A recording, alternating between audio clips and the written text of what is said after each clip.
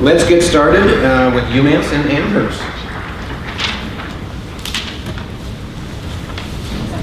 Thank you. I will tell you when to start.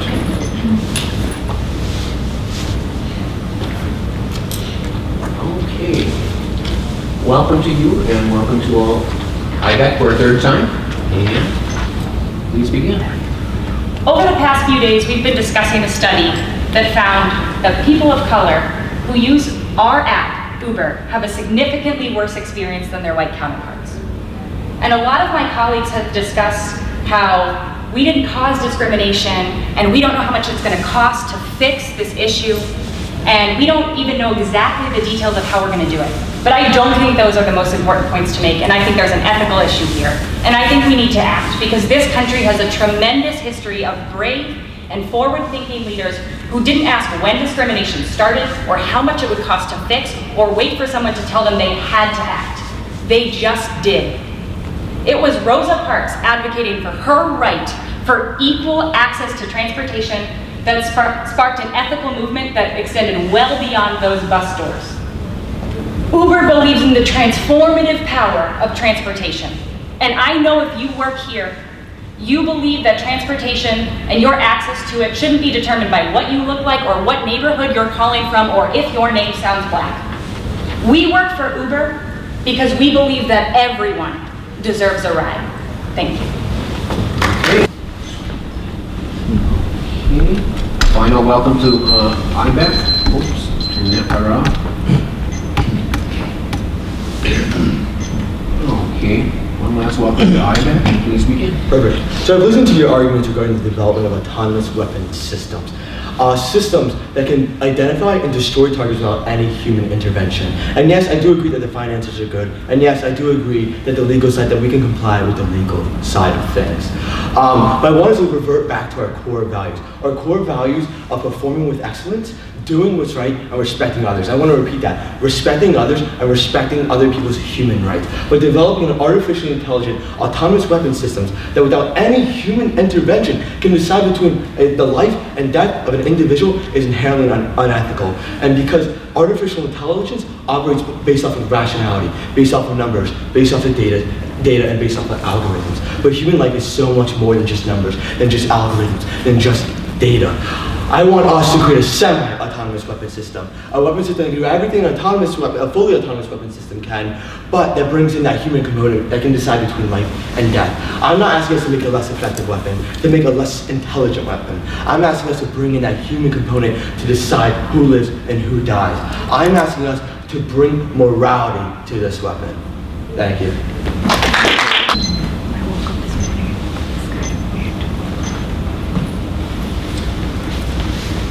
Okay, you of Northern Colorado, one last welcome to IBECC, and please begin.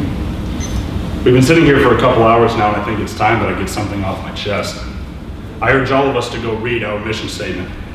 For those of you that haven't, it states that our mission is to provide our fans, communities, and partners the highest form of sports and entertainment in the world, all while staying within our values of respect, responsibility, integrity, and commitment. However, nowhere in that mission statement, nowhere in those set of values is even mentioned the protection of our players. And when I say players, I do mean our greatest asset, the people this company was built on. Our players are modern day gladiators who go out every week and sacrifice themselves for us and for the fans. But it's gotten to the point where the game that they love, the game they play, is actually the most debilitating thing in their life. I'm here to ask why. Why is it that we have not taken all the steps and measures to protect them? Why is it that we wait? Why is it that when you look at the choices we have made, it is clear that we have not made the right and ethical decision? I care about these players because I was one. It taught me things that nothing else in life has. And I know it's done the same for those other players. It's taught them brotherhood, teamwork, and hard work. I care about these players because I was one, because I am one, and I will forever be one. I care. Do you?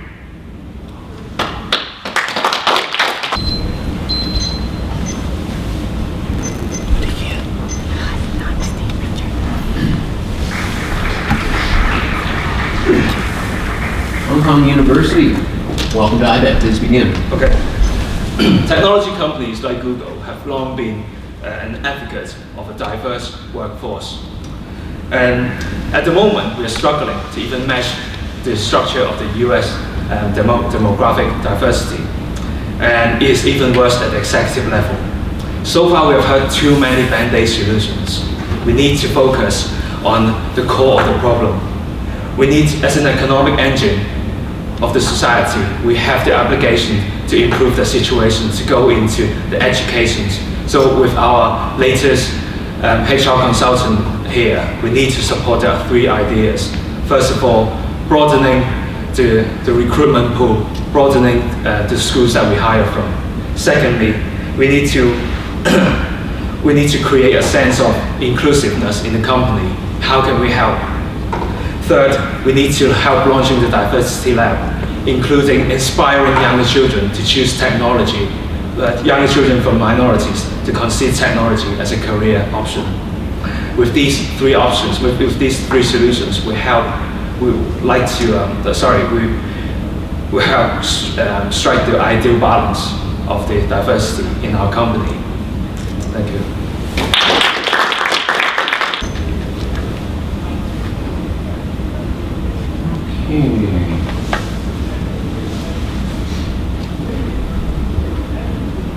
University of Illinois. One last welcome to you, and please begin. Thank you. Thank you. Let me start by saying I understand the short-term benefits that having communities compete actively for our HQ2 project is good financially in the short term. However, we must think about the ethics. Ethics in the long run will determine the success of this project and the success Amazon sees as a future as a company. Now, let's think about Amazon. It's a large company. It is resource rich. It's monetarily rich. It is a powerful company. Indeed, there's a power asymmetry between whatever community Amazon chooses to interact with and Amazon in Amazon's favor. Simply put, Amazon can influence whatever community it interacts with to do a lot. And that's what we're seeing as the deals raised to be higher and higher in terms of how much money is being offered. Now, because of this, Amazon has 2 duties. Amazon has to think about the impact these communities are faced with. That would be social, political, and most importantly, economical. Those will be profound. Secondly, Amazon has to think about the stakeholders involved in each community. Understand that as a company, we're dealing directly with government, but there are other stakeholders at play. So while government is lobbying for economic benefits to their community, other stakeholders with varying interests are not going to see those interests met. Public works, for example, roads, libraries, those interests will not be satisfied. So, as a large, powerful company, Amazon must look to those duties and represent its power. Thank you.